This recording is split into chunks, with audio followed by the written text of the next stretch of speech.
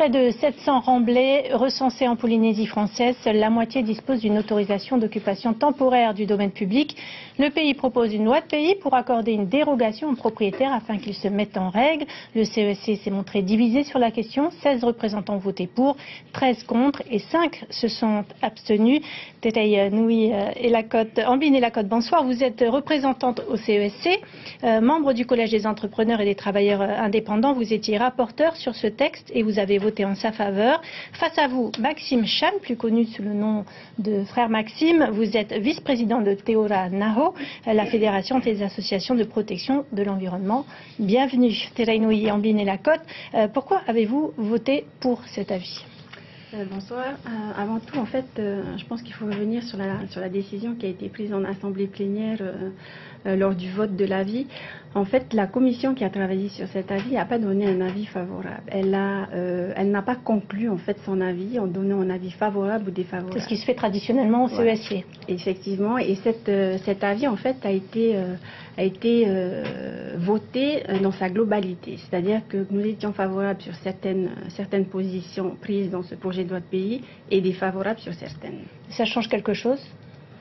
Ben en fait, c'est sûr que ça change quelque chose, puisqu'en fait, la traduction qui en a été faite au travers des médias au sortir de l'Assemblée plénière, c'est que le CSC était favorable notamment à une position que le Frère Maxime défend sur le fait que les personnes dans l'illégalité puissent acquérir leur terrain. Donc je pense que le débat va se porter sur ça. Effectivement, Frère Maxime, avant de parler d'atteinte à l'environnement, vous, ce qui vous gêne, c'est le message envoyé à la population. Oui, c'est l'une des choses que je regrette énormément. Ce message-là, il est très très dangereux parce que déjà pour la question de l'environnement, la population est très très partagée, c'est-à-dire n'est pas partagée dans sa réflexion, mais disons dans son quotidien. Il y en a qui ne font pas attention.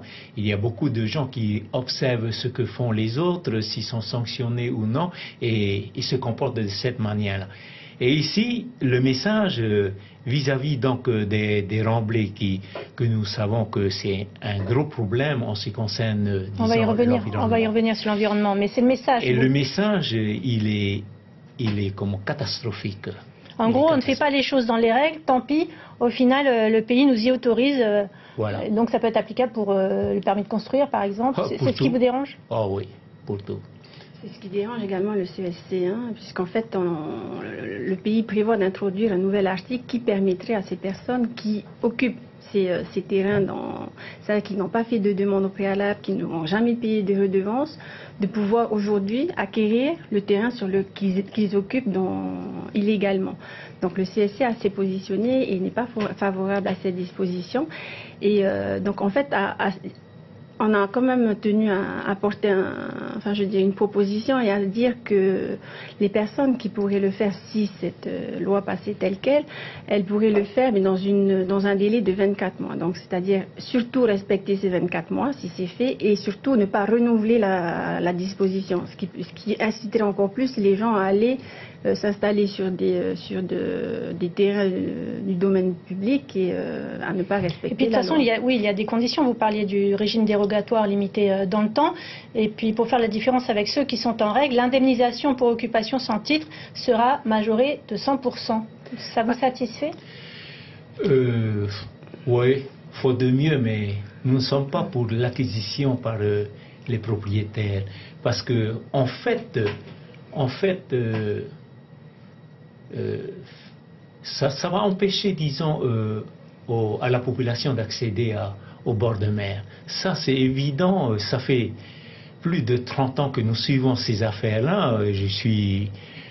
J'étais dans la commission des monuments et sites naturels. Donc, pour les autorisations, on avait un avis à formuler jusqu'en 2004 où on s'est débarrassé de nous. Et ça, ils n'ont jamais réussi, disons, à faire respecter les 3 mètres, par exemple, pour la servitude. Qu'est-ce que vous aimeriez? La restitution et la remise en état des lieux? C'est ce que vous souhaiteriez, finalement? Quelle serait la solution? Je crois que c'est que le territoire prend acte et puis garde, disons, le terrain, mais pour des usages communautaires. pour la commune, par exemple. En Binet-la-Côte, pourquoi autant de tolérance de la part du pays? Je pense qu'en fait le pays est dans une... Après, bon, je ne suis pas le pays, hein, je présente le CSI. Je pense que les explications qui nous ont été données, d'ailleurs, n'ont pas convaincu la commission, hein, puisqu'il y a eu un long débat au niveau des membres de la commission. Et surtout, en fait, ce qu'on a compris, c'est qu'en fait, le pays était en manque de moyens humains et ne pouvait pas jouer son véritable rôle de contrôle. C'est-à-dire qu'on leur a dit à un moment donné, quand ils nous ont dit qu'il y avait 700 remblais qui étaient apparemment effectifs, hein, il y en avait la moitié qui étaient dans l'irrégularité. Oui. Donc en fait, on se dit que le pays qui est normalement dans ce rôle de contrôle n'arrive pas à jouer ce contrôle sur une base de 700. Et on s'est dit, quid de tous les autres remblais qui ont été faits et qui ne sont même pas répertoriés. Donc, Alors, parlons de l'environnement. À présent, frère Maxime, le remblai représente pour vous une véritable atteinte à l'environnement. Vous n'y êtes pas favorable de toute façon. Pour quelle raison? Bon, je pense que c'est assez évident pour la majorité de la population qui est au courant de ce qui se passe aujourd'hui. Nous savons bien que le bord de mer, c'est un lieu de ponte, c'est un lieu de vie pour les petits poissons. Donc, si on vient entraver, disons, cet environnement-là, ce sera toute la suite qui est entravée. C'est même la direction de l'environnement qui le dit. Bien sûr, et ils n'ont pas été consultés d'ailleurs pour ce projet de loi.